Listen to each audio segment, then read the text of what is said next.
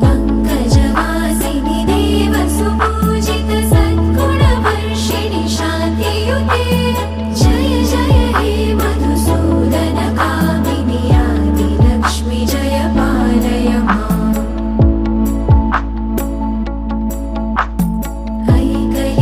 ऐकलिकल्मषनाशिनि कामिनि वैदिकरूपिणि वेदमये